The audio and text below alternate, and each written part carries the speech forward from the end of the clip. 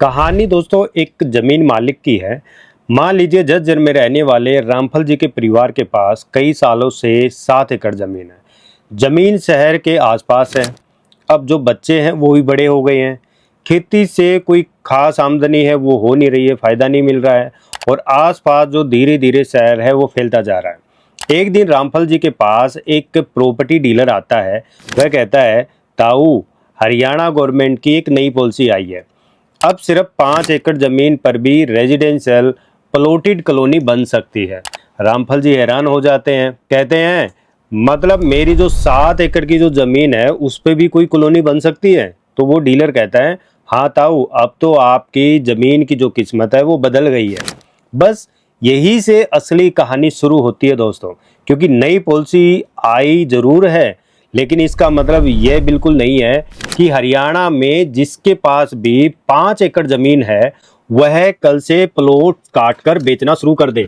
आज इसी रामफल जी की 7 एकड़ जमीन के जरिए हम समझेंगे कि ये जो पॉलिसी आखिर है क्या, पहले क्या होता था, अब क्या बदल गया और सबसे जरूरी किस जमीन पे ये जो पॉलिसी है वो लागू होगी और किस पर नहीं। तो सबसे पहले हम जानेंगे कि पहले प्रॉब्लम थी क्या। अब कहानी थोड़ी ही पीछे लेके चलते हैं ताकि आपको जो प्रॉब्लम है वो अच्छी तरीके से हम डिस्कस कर सकें। रामफल जी की जो ज़मीन थी जिस तरह के झज्जर साइड में है, उसी तरह हरियाणा के कई ऐसे छोटे म्यूनसिपल टाउन हैं। इसमें लोगों को घर चाहिए, प्लॉट चाहिए और शहर भी धीरे धीरे बढ़ते जा रहे हैं। लेकिन कुछ जो म्यूनसिपल टाउन के ऐसे एरिए हैं जहाँ पे कंट्रोल एरिया का जो प्रोविज़न है वो अप्लीकेबल नहीं है। गवर्नमेंट ने अपने जो एक नोटिफिकेशन अभी जो जारी किया था उसमें एक बहुत इंपॉर्टेंट बात कही थी कि ऐसे म्यूनसिपल टाउन में रेजिडेंशियल प्लॉटेड हाउसिंग के टाउन प्लानिंग स्कीम नहीं है। उनकी वजह से जो हाउसिंग जो रिक्वायरमेंट है वो अनऑथराइज कॉलोनी के जरिए पूरी हो रही है। कहीं पे कोई भी किसी भी तरह की सोसाइटियां है वो काट रहे हैं जिससे लोगों का पैसा डूबने के भी लिए अनऑथराइज चीजें हैं वो हो जाती हैं। अब ग्राउंड लेवल पर इसे ऐसे समझिए, जमीन है, खरीदार हैं, घर बनाने की डिमांड है, लेकिन प्लान डेवलपमेंट का जो प्रॉपर फ्रेम वर्क होता है वो नहीं है। इससे क्या होता है कि अनऑथराइज जो डेवलपमेंट है उसकी जो प्रॉब्लम है वो पैदा होती जा रही है। अब गवर्नमेंट इसी गैप को एड्रेस करना चाहती है। नई पॉलिसी ने क्या किया है, 30 जुलाई 2026 को हरियाणा गवर्नमेंट के अर्बन लोकल बॉडीज डिपार्टमेंट ने एक नई टाउन प्लानिंग स्कीम है वो नोटिफाई की है। इसका बेसिक पर्पज है सिलेक्टेड म्यूनसिपल एरिया में प्लान रेजिडेंशियल प्लॉटेड हाउसिंग को रास्ता देना है जहां कंट्रोल एरिया प्रोविजन अप्लीकेबल नहीं है। अब रामफल जी खुश हो गए, बोले फिर तो मेरी जमीन का काम हो गया। लेकिन नहीं, अभी सबसे बड़ा सवाल बाकी है, क्या हरियाणा की हर 5 एकड़ जमीन एलिजिबल है? यही इस वीडियो की सबसे जरूरी बात है। पॉलिसी पूरे हरियाणा की हर जमीन पर लागू नहीं होती। गवर्नमेंट ने एक स्पेसिफिक एक लिस्ट जारी की है म्यूनसिपल की, उनमें जैसे कि झज्जर है, पटौदी जाटली मंडी है, फरूक नगर है, बेरी, सापला, नू, तावड़ू, इसके अलावा और भी है जैसे कि भिवानी हो गया, जींद हो गया, कैथल, नारनौल, सिरसा, महेंद्रगढ़, खरखोदा और भी बहुत से दूसरे टाउन इसमें शामिल है। लेकिन यहाँ एक लाइन याद रखिए, शहर का नाम लिस्ट में होना और आपकी जमीन का एलिजिबल होना दोनों अलग बातें हैं। पॉलिसी उन्हीं अप्लीकेबल म्यूनसिपल एरिया के लिए है जहां कंट्रोल एरिया प्रोविजन लागू नहीं है। राइट, समझ रहे हो ना? इसलिए जो रामफल जी की जो जमीन थी वो झज्जर में है। सिर्फ इससे फैसला नहीं होगा, उस पार्टिकुलर जमीन की जो एलिजिबिलिटी है वो चेक करनी पड़ेगी। इस पॉइंट यहीं से अपना जो ग्राउंड लेवल चेक है वो यहाँ पे आएगा, यानी कंट्रोल एरिया है, आपकी जमीन एलिजिबल है नहीं है, ये सबसे पहला चेक गवर्नमेंट करेगी कि उसके ऊपर वो प्लॉट कटेंगे नहीं कटेंगे। तो यहाँ से शुरुआत होती है। जमीन है वो 7 एकड़ है, लेकिन रास्ता, मान लेते हैं कि रामफल जी की जो जमीन है वो अब अप्लीकेबल एरिया में आ गई। अब अगला सवाल है, ताऊ जमीन कितनी है? रामफल 7 एकड़ है भाई, बहुत बढ़िया। क्योंकि पॉलिसी में जो मिनिमम जो प्रोजेक्ट एरिया दिया गया, जो गवर्नमेंट ने एरिया सेलेक्ट किया, वो मिनिमम 5 एकड़ होना चाहिए और मैक्सिमम की कोई लिमिट नहीं। 100 एकड़, 200 एकड़, 400, 500 कोई वो नहीं है। तो रामफल जी भी खुश हो गए भाई, लेकिन ऑफिसर पूछता है जमीन का रास्ता कितना है। रामफल जी चुप, क्योंकि पॉलिसी की दूसरी बड़ी कंडीशन है 33 फीट वाइड रेवेन्यू रास्ता या जो पब्लिक रोड है वो अप्रोचेबल होनी चाहिए। अब समझिए सिर्फ 5 एकड़ होना काफी नहीं है दोस्तों। कई बार जमीन बड़ी होती है, लोकेशन अच्छी होती है, लेकिन उसका जो अप्रोच रोड है, जो रिक्वायरमेंट हमें चाहिए वो नहीं होती। इसलिए नई पॉलिसी सुनकर जमीन खरीदने से पहले रास्ता जरूर देखना है आपने। कहीं निकल पड़ो कि भाई यहाँ पॉलिसी आ गई जमीन खरीद लेते हैं, कई चीजें ध्यान रखनी है। अब कॉलोनी में प्लॉट कितने बड़े होंगे ये भी ऑप्शन है। अब मान लेते हैं कि जो रामफल जी की है उसकी जमीन पहली कंडीशन पूरी कर गई, भाई जमीन ठीक है, ओके है, उसके ऊपर रास्ता भी अच्छा है, सही है। अब स्टार्ट करते हैं। अब नक्शा बनना शुरू होता है, यानी प्लानिंग होगी, भाई हम यहाँ पे प्रोजेक्ट ला रहे हैं। अब नक्शा की बात आती है। तो रामफल जी कहते हैं भाई सारे बड़े बड़े प्लॉट काट दो, बड़े प्लॉट ज्यादा महंगे बिकेंगे। लेकिन पॉलिसी कहती है ऐसे नहीं, कि मिनिमम रेजिडेंशियल जो प्लॉट हैं वो यानी 60 स्क्वायर यार्ड के होने चाहिए और मैक्सिमम 299 स्क्वायर यार्ड के प्लॉट होने चाहिए। यही है इसमें। और सबसे इसमें एक इंटरेस्टिंग कंडीशन और है, जो टोटल रेजिडेंशियल प्लॉटों में से कम जो 50% जो प्लॉट होंगे वो 179 स्क्वायर यार्ड या उससे भी कम होने चाहिए। ये भी ध्यान रखना है, सारे आप 200-300 के नहीं कर सकते। उसमें से जितने भी प्लॉट होंगे उसमें 50% प्लॉट 179 स्क्वायर यार्ड से नीचे होने चाहिए, राइट। मतलब गवर्नमेंट चाहती है कि पूरी कॉलोनी सिर्फ बड़े टिकट साइज प्लॉट की ना होनी चाहिए, उसमें मिडिल क्लास, किसी का बजट छोटा है, उनके भी होने चाहिए। तो यानी स्मॉलर रेजिडेंशियल प्लॉट की भी जो संख्या है वो पूरी रहे उसमें। अब 7 एकड़ जमीन है, क्या पूरी 7 एकड़ बिकेगी? रामफल जी आप भाई कैलकुलेटर निकाल लेते हैं, सोचते हैं कि 7 एकड़ है, सारे में प्लॉट काट देंगे। यही दूसरा भ्रम टूटता है, क्योंकि पॉलिसी के अनुसार रेजिडेंशियल और जो कमर्शियल प्लॉट हैं उनको मिलाकर मैक्सिमम आप 65% स्कीम एरिया के तहत और कमर्शियल यूज का 5% तक जो हिस्सा है वो आपको करना ही करना है। मतलब पूरी जमीन आपको नहीं बेचनी है, स्लेबल उसमें नहीं आएगी, क्योंकि कॉलोनी सिर्फ प्लॉट का नाम नहीं है, लोग वहां रहेंगे भी, उन्हें रोड भी चाहिए, ओपन स्पेस भी चाहिए, कम्युनिटी फैसिलिटी भी चाहिए, सीवरेज भी चाहिए, पानी भी चाहिए, इलेक्ट्रिसिटी भी चाहिए। यही फर्क है केवल प्लॉट काटना और प्लांट कॉलोनी डेवलप करने में, क्योंकि बहुत सारी आपने देखी होगी कि कच्ची कॉलोनियां, उनमें ये सारी चीजें नहीं होती, लेकिन जब प्लान होता है तो सब कुछ साथ होके चलता है। इस वीडियो को पूरा देखना है दोस्तों, क्योंकि तभी आप समझ पाएंगे कि एक्चुअल में जो ये पॉलिसी आई है ये गवर्नमेंट क्यों लेके आई, क्या इसकी टर्म कंडीशनें थी, राइट। तो कॉलोनी अंदर से कैसी होनी चाहिए, अब कॉलोनी का डिजाइन करते हैं भाई। मैं ये कहानी आपको क्यों सुना रहा हूँ, क्योंकि आपको ना स्टेप बाय स्टेप लेके चल रहा हूँ, क्योंकि इन्हीं के अंदर आपके सवाल है वो छुपे हुए हैं, राइट। तो इसलिए वीडियो ये बड़ी है, क्योंकि मैं हर पॉइंट को एक स्टोरी के तौर पे आपको समझाने की कोशिश कर रहा हूँ, कि जिससे आपका जितने भी जो भी डाउट हैं आपके वो क्लियर होते चलेंगे। तो अब हमने क्या किया था कि जमीन भी ओके आ गई भाई, उसके ऊपर जो लैंड वगैरह का है वो सारा सिस्टम था, जो रोड का वो हो गया। कॉलोनी कितने बड़ी होनी चाहिए वो भी आ गई। अब उसमें प्लॉट कितने साइज के होने चाहिए वो भी आ गई। अब सवाल था कि उसमें सारी चीजें कस्टमर को चाहिए। अब आते हैं कि आपकी जो कॉलोनी है वो कैसी होनी चाहिए। अब रामफल जी साइट प्लान देखते हैं भाई, उन्होंने साइट प्लान डिजाइन करने वो देखते हैं। तो सबसे पहले रोड पॉलिसी कहती है इंटरनल जो रोड है वो मिनिमम 10 मीटर होनी चाहिए, राइट। ऑर्गेनाइज जो ओपन स्पेस के लिए जो पॉलिसी मैक्सिमम है वो 7.5% स्कीम एरिया का पैरामीटर देती है, और इसे एक रेगुलर सेफ्ड पॉकेट में रखना है। डेवलपर को रोड, फुटपाथ, प्लांटेशन के लिए जगह, जो स्ट्रीट लाइट उसके लिए जगह, वाटर सप्लाई के लिए जगह, सीवरेज और जो ड्रेनेज जैसे जो इंटरनल सर्विस भी है वो प्रोवाइड करनी होगी। अब रामफल जी को समझ आता है, अच्छा सरकार सिर्फ प्लॉट बेचने की परमिशन नहीं दे रही, पूरी रहने लायक कॉलोनी डेवलप करना चाहती है। बिल्कुल यही है इस स्कीम का मेन पॉइंट। अब एक पॉइंट जो बायरों को बहुत पसंद आएगा दोस्तों, वो है रामफल जी का बेटा पूछता है उस पापा अगर कोई प्लॉट खरीदे और उस पर फ्लोर बनाना चाहे और उसको फ्लोर वाइज रजिस्ट्री की जाए तो क्या अलग अलग फ्लोर की रजिस्ट्री हो सकती है? पॉलिसी में एक बहुत इंपॉर्टेंट प्रोविजन दिया है कि जो इंडिपेंडेंट फ्लोर की जो रजिस्ट्री है वो अलाउड है। यानी यहाँ सिर्फ जो प्लॉट इन्वेस्टमेंट की कहानी नहीं है दोस्तों, यहाँ आप फ्लोर भी बना के उसको बेच सकते हैं और उसकी रजिस्ट्री होगी। जो अप्लीकेबल जो बिल्डिंग है, वो जो रूल दिए गए वो अप्रूवल के तहत फ्यूचर में जो इंडिपेंडेंट जो फ्लोर आएंगे वो मार्केट के एंगल भी हो सकते हैं, क्योंकि उनकी ज़रूरत पड़ेगी फ्यूचर के हिसाब से कि उसमें क्या एफआर दिया गया है, किस हिसाब से चीज़ें हैं वो आएंगी, वो रूल के अकॉर्डिंग आएंगे। यानी अभी उसका कोई प्रोविज़न नहीं आया कि उसमें कितना होगा कैसे होगा, वो नहीं है अभी इसमें। यानी जैसे भाई उसके अंदर एफआर कितना होगा, उसकी हाइट कितनी होगी, बेसमेंट बना सकते हो, पार्किंग बना सकते हो।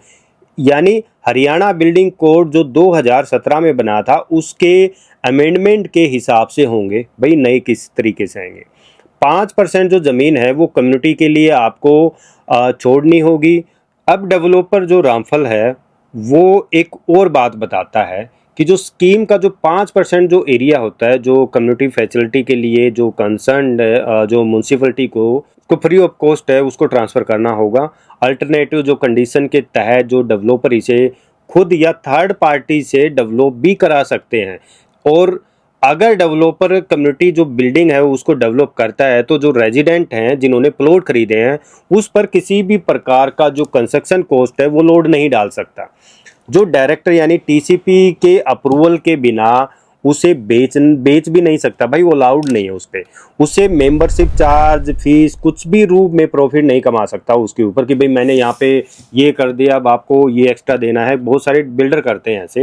तो पहले कम्युनिटी साइट कंप्लीट करके ऑक्यूपेंसी सर्टिफिकेट लेना होगा। यानी यहाँ पे जो परिवार भी रहने आएगा उसको उसकी क्वालिटी के हिसाब से जो प्लानिंग है वो भी उसके अंदर हिस्सा है वो बनाना पड़ेगा उसको, कि इस तरीके की जो क्वालिटी है लोगों की वो यहाँ पे हैं और आपको इस तरीके से वो सारी सुविधाएं आपको देनी पड़ेगी। ठीक है, ये समझ में आएगा। बात करते हैं भाई जो सीवर का जो पानी वो कहाँ जाएगा। ग्राउंड लेवल सवाल है दोस्तों। कॉलोनी बना दी, 200-300 परिवार आ गए, तो सीवर कहाँ जाएगा, कचरा कहाँ जाएगा, पानी का क्या होगा भाई। पॉलिसी में इसके भी प्रोविजन हैं कि डेवलपर को एसटीपी प्रोवाइड करना होगा।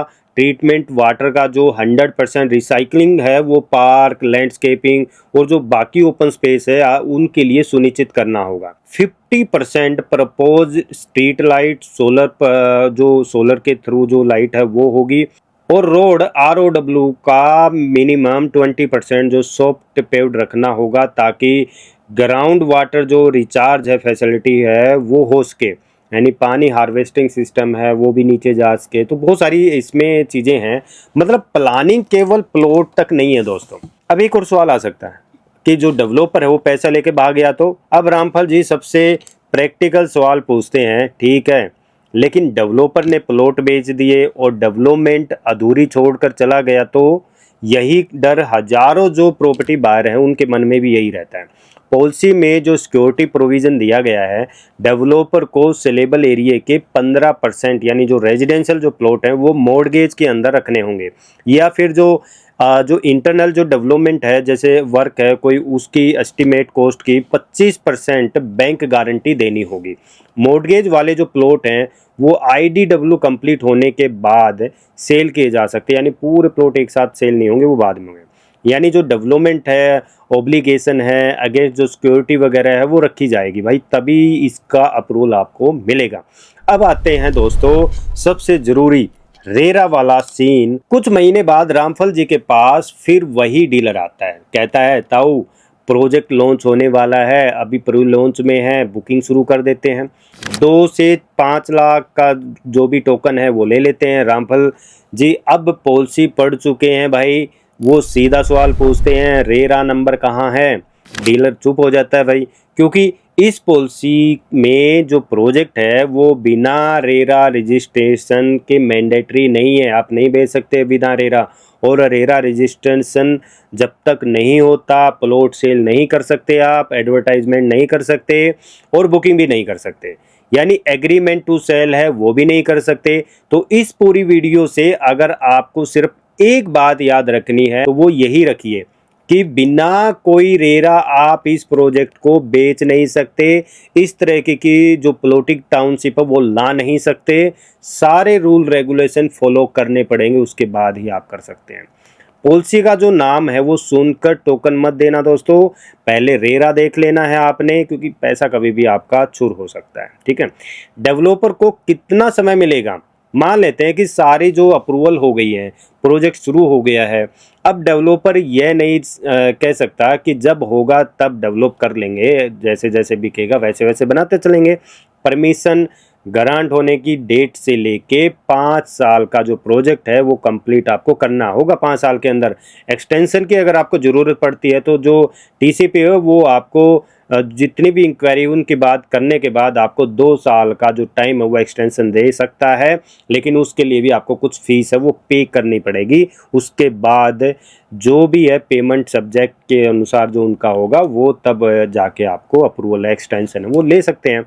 कॉलोनी बनने के बाद डेवलपर चला जाएगा, यानी कई लोगों का एक और सवाल होता है दोस्तों कि इसके अंदर एक प्रोविजनल इन्होंने ना एक अच्छी बात डाली है कि जैसे ही कई बिल्डर है ना प्रोडक्ट को डिलीवर कर देते हैं और वो फिर चले जाते हैं कि कौन उसका मेंटेनेंस देख रहा है, किस तरीके से डेवलपमेंट, वो भी इसमें एक प्रोविज़न दिया गया है।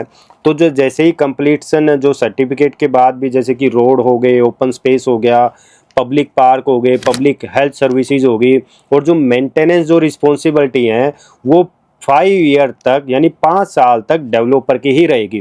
पोजीशन के बाद डेवलपर करेगा भाई, लेकिन जब तक वहाँ पे कोई RWA नहीं बनती उसके तब तक वो डेवलपर करेगा, और अगर वो RWA बन गई तो डेवलपर को सारी रिस्पॉन्सिबिलिटी फ्री ऑफ कॉस्ट वो RWA को है वो ट्रांसफ़र करनी पड़ेगी, या कोई प्राइवेट जो एजेंसी है जो आपकी सोसाइटी को मेंटेन करेगी उसको दे सकती है, उसके ऊपर कोई चार्ज नहीं ले सकती वो। अब रामफल जी को जो पॉलिसी है वो समझ में आ गई भाई। अब कहानी वापस वहीं आती है जहां से दोस्तों शुरू की थी हमने। सुबह डीलर आया था और उसने कहा था ताऊ आपके पास 7 एकड़ है, आपकी ज़मीन है ना, और उसकी कीमत बदल गई है। शाम तक रामफल जी को समझ आ गया कि बात इतनी सीधी नहीं है दोस्तों कि सिर्फ 5 एकड़ ज़मीन होने से पॉलिसी नहीं है। असल पॉलिसी है एरिया एलिजिबल होना चाहिए, कंट्रोल एरिया अप्लीकेबल चेक होना चाहिए आपका कि वो उसमें है या नहीं है, मिनिमम 5 एकड़ होनी चाहिए, 33 फीट का जो रोड है वो अप्रोच होना चाहिए, प्लानिंग पैरामीटर फॉलो होंगे भाई, रोड सीवरेज वाटर जो इंफ्रास्ट्रक्चर अंदर का वो बनाना पड़ेगा, कम्युनिटी फैसिलिटी देनी होगी, डेवलपर को सिक्योरिटी देनी होगी, और रेरा रजिस्ट्रेशन के बिना आप प्लॉट नहीं बेच सकते, और अगर बेचे गए तो मोटी पेनल्टी आ सकती है। तब रामफल जी डीलर से एक बहुत अच्छी बात कहते हैं, मेरी ज़मीन के भाव बाद में बताना भाई, पहले मुझे ये बताओ कि मेरी जो ज़मीन है वो पॉलिसी में आती भी है या नहीं आती है। यही सवाल आज हर लैंड ओनर और इन्वेस्टर्स को पूछना चाहिए। दोस्तों प्रॉपर्टी में सबसे ज़्यादा नुकसान हमेशा ना गलत ज़मीन खरीदने से नहीं होता है, कई बार नुकसान होता है आधी जानकारी पर पूरा पैसा लगाने से। नई पॉलिसी आए, नए रोड आए, कोई मास्टर प्लान आए या कोई बड़ा प्रोजेक्ट अनाउंस हो, हम सबसे पहले ज़मीन का रेट पूछने लगते हैं। ऐसा ही है ना? गलत हो तो बता दो, आज कितने की है कल कितने की हो जाएगी, लेकिन उससे पहले एक सवाल होना चाहिए, कानून और पॉलिसी मेरी ज़मीन के बारे में कह क्या रही है, ये जानना जरूरी है आपको। हरियाणा की इस नई पॉलिसी में अपॉर्चुनिटी तो हो सकती है, खासकर जैसे कि झज्जर हो गया, फरूखनगर हो गया, पटौदी जोटली जो मंडी है, बेरी सापला, नू तावड़ू, और भी कई जैसे कि जो लिस्टेड जो म्यूनसिपल टाउन है उनके लिए अप्लीकेबल के एरिए हैं। लेकिन याद रखिए कि पॉलिसी में शहर का नाम आ जाना आपकी हर ज़मीन का अप्रूव्ड कॉलोनी लैंड बन जाना नहीं हो सकता, आपको चेक करवानी पड़ेगी फिर भी। इसलिए किसी के कहने से या किसी के कहने पर ज़मीन मत खरीद लीजिए, पहले अप्लीकेबिलिटी समझिए, उसके बाद अप्रूवल चेक कीजिए। अगर आप प्रोजेक्ट में प्लॉट खरीद रहे हैं तो रेरा ज़रूर चेक कीजिए, क्योंकि प्रॉपर्टी में पैसा खबर सुनकर नहीं लगाया जाता दोस्तों, पूरी बात समझकर लगाना चाहिए। अगर आपके पास झज्जर, फरूखनगर, पटौदी, बेरी, सापला या किसी भी अदर जो लिस्टेड एरिया हैं उनमें ज़मीन है तो कमेंट में मुझे सिर्फ अपने एरिया का नाम लिखिए। अगली वीडियो में हम इसी पॉलिसी को एरिया वाइज ग्राउंड लेवल पर समझने की कोशिश करते हैं दोस्तों। तो दोस्तों वीडियो पसंद आई तो लाइक ज़रूर करें, शेयर करें और चैनल को ज़रूर फॉलो करके जाना, क्योंकि बहुत सारी वीडियो आपके सामने आने वाली है। तो आशा करता हूं दोस्तों कि आप ये जो नई पॉलिसी है अच्छी तरीके से समझ गए होंगे और आपको भी आइडिया आ गया होगा कि नई पॉलिसी के अंदर क्या क्या है, किस तरीके की कंडीशनें हैं और जब भी आप लैंड खरीदोगे तो आपको क्या क्या चीज़ें चेक करनी है। तो मिलते हैं दोस्तों एक ऐसी इन्फॉर्मेशन वीडियो के साथ। धन्यवाद।